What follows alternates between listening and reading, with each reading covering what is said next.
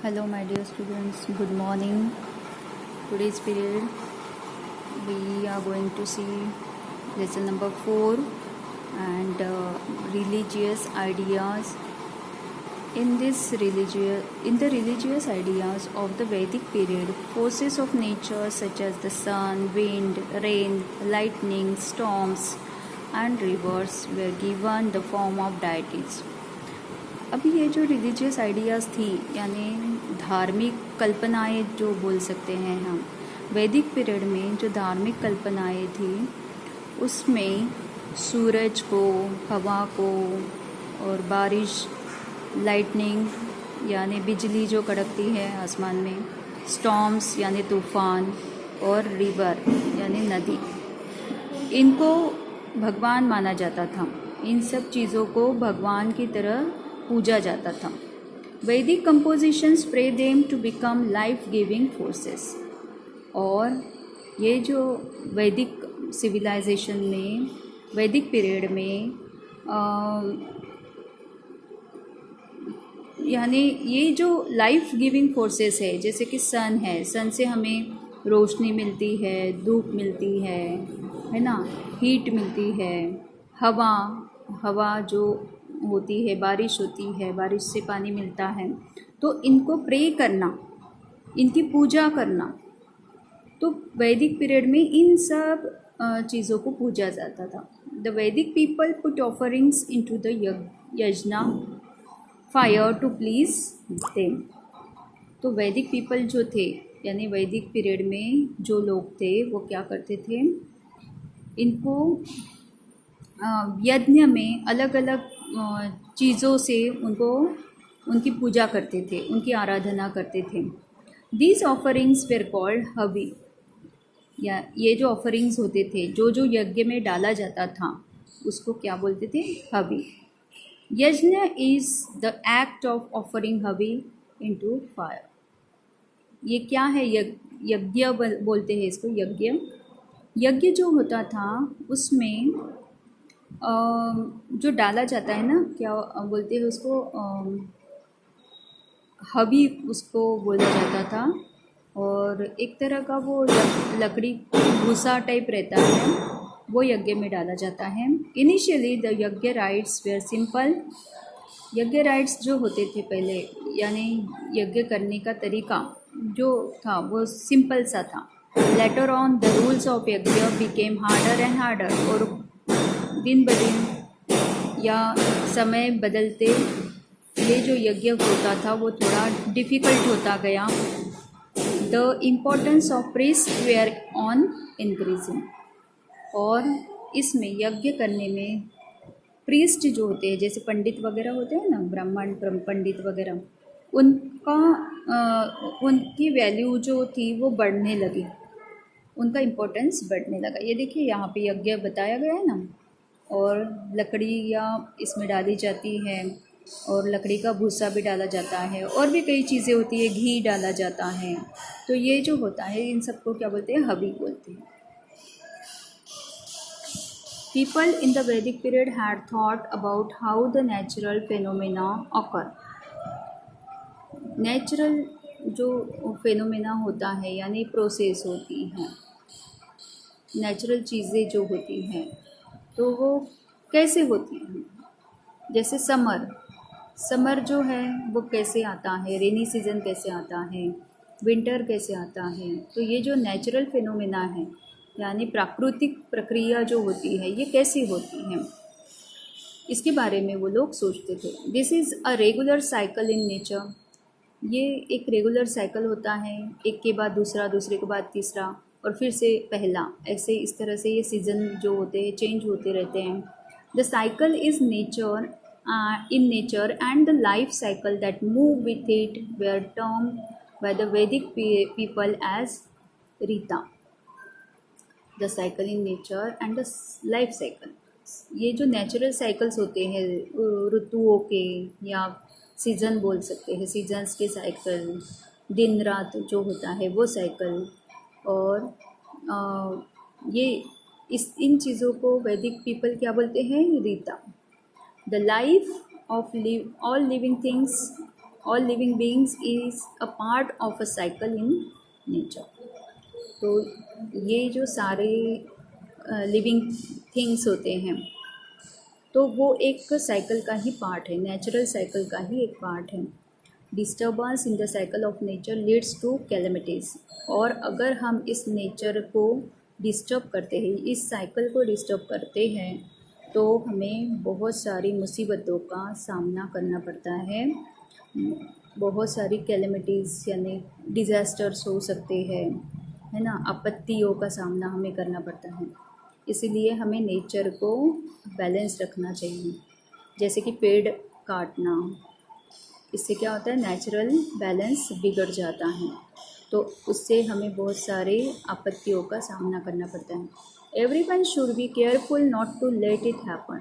सबने ये प्रयास करना चाहिए कि ऐसा ना हो। Nobody should break the laws of nature. यानी प्रकृति ने जो नियम बनाए हैं उन नियमों को किसी ने भी तोड़ना नहीं चाहिए, उसका पालन करना चाहिए। It was believed that following these rules was to follow dharma. अगर हम नेचर के रूल्स फॉलो करते हैं, प्रकृति के नियम को फॉलो करते हैं, उसका पालन करते हैं, इसका मतलब हम धर्म का पालन करते हैं। प्रकृति को फॉलो करना, उसकी लॉज को फॉलो करना, उसके नियमों को फॉलो करना, ये एक तरह से धर्म का पालन ही होता है। What could be the causes that upset the cycle of nature?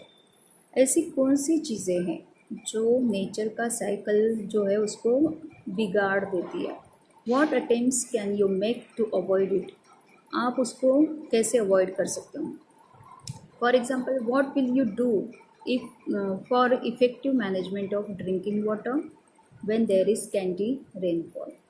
जब बारिश कम होती है तब पानी का मैनेजमेंट आप कैसे करोगे? पीने का पानी जो है उसका मैनेजमेंट कैसे करोगे?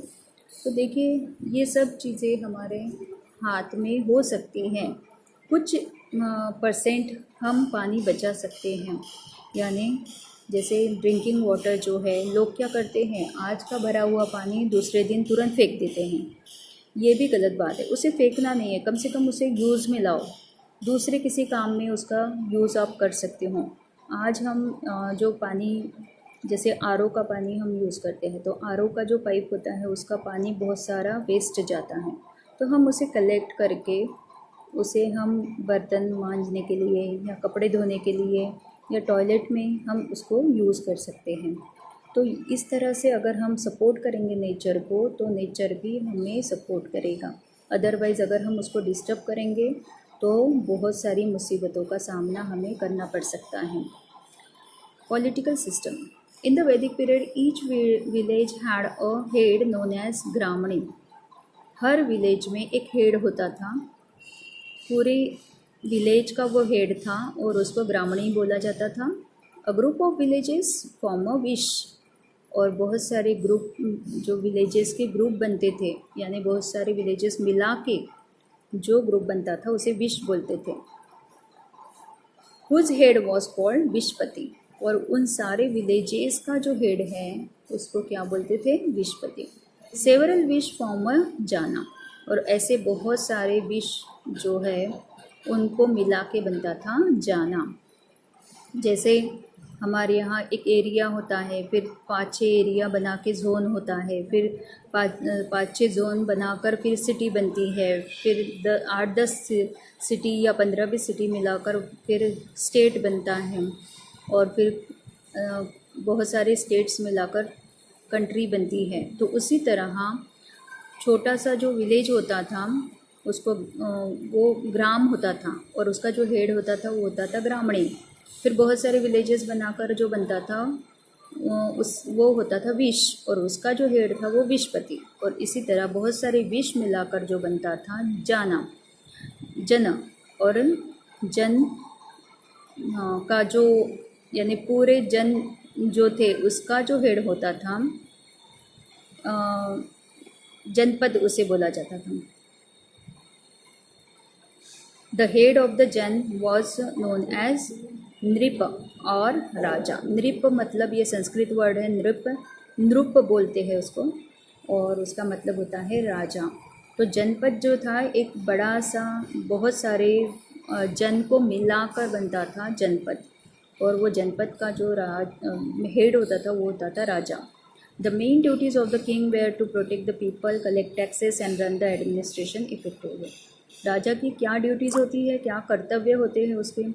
लोगों को प्रोटेक्ट करना, उनकी रक्षा करना, टैक्स कलेक्ट करना लोगों से, और जो पूरा शासन है उसको चलाना।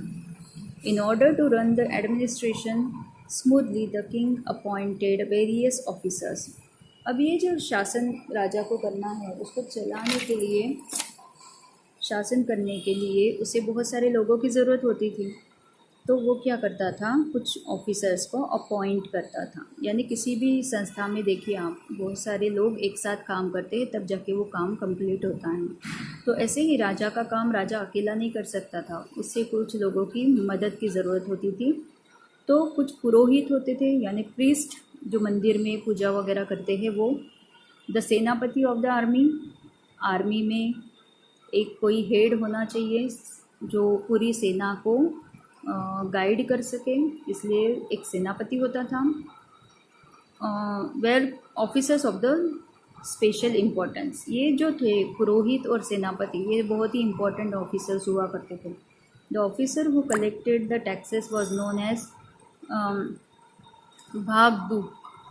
भागदूक यानी जो टैक्स कलेक्ट करता था, वो ऑफिसर का नाम, उसको क्या बोलते थे? भागदूक। भाग मीन्स शेयर, भाग मतलब share. The person who collected the Kings share of the produce of the जना वॉज कॉल्ड भागदूक। यानी लोगों से, जन मतलब लोग, लोगों से जो टैक्स कलेक्ट होता है, यानी राजा का जो हिस्सा राजा मांगता है उसे बोलते हैं टैक्स। यानी राजा को जो देना पड़ता है, अपने जो भी इनकम होगी उसमें से कुछ हिस्सा राजा को देना पड़ता था, और उसे भाग बोलते थे। भाग यानी share. There were 4 institutions who guided the king. 4 institutions होते थे जो राजा को गाइड करते थे: सभा, समिति, विधात और जना। ये 4 होते थे इंस्टीट्यूशन जो राजा को गाइड करते थे। The people of the state participated in their working. लोग क्या करते थे, उस राज्य के लोग उसमें पार्टिसिपेट करते थे, काम में मदद करते थे। Women too participated in the working of sabha and vidatha. सभा और विदत में महिलाएं भी काम करती थी। द सभा consisted of senior citizens of the state. सभा जो बनती थी वो सीनियर सिटीजन्स से बनती थी, यानी वहाँ के जो बुज़ुर्ग लोग होंगे उनसे। एंड द समिति was a general body of the people. और समिति जो थी वो जो बाकी लोग हैं उनकी बनती थी। Later on in the Vedic thought smriti and puranas were compose. और कुछ बाद में, मतलब कुछ पीरियड के बाद, स्मृति और पुराणास भी कंपोज होने लगे। After a period of time the religious stream based on Vedas, smritis, Puranas and local traditions came to be known as Hinduism. और ये सब मिला के ये जो एक रिलीजियस स्ट्रीम तैयार हुआ, वो उनकी जो धार्मिक जो स्ट्रक्चर था, उस स्ट्रक्चर को हिंदुइज़्म के तौर पर अपनाया गया। वेद, स्मृति, पुराण, इन सब चीज़ों को मिलाकर हिंदुइज़्म बना, यानी हिंदू संस्कृति बनी और हिंदू धर्म बना। Along with the Vedic stream, there were other religious trends which took a different position from the Vedic one. वैदिक से और भी कुछ रिलीजियस ट्रेंड्स बने, यानी और भी कुछ धर्म बने उससे। जैसे हिंदू धर्म का निर्माण हुआ, वैसे ही और भी कुछ धर्मों का निर्माण हुआ था। रिगार्डिंग यज्ञ rights and the Warna system. और ये जो यज्ञ राइट्स था उससे और वार्ना सिस्टम से वैदिक जो संस्कृति थी वो कई ऊंचाइयों पर चली गई थी। We will learn more about them in the next chapter. अगले चैप्टर में मैं ये आपको पढ़ाऊँगी। Okay, so this was lesson number 4। इसके क्वेश्चन आंसर जो है मैं अगले पीरियड में आपको भेजूँगी। Till then bye, have a nice day, thank you so much.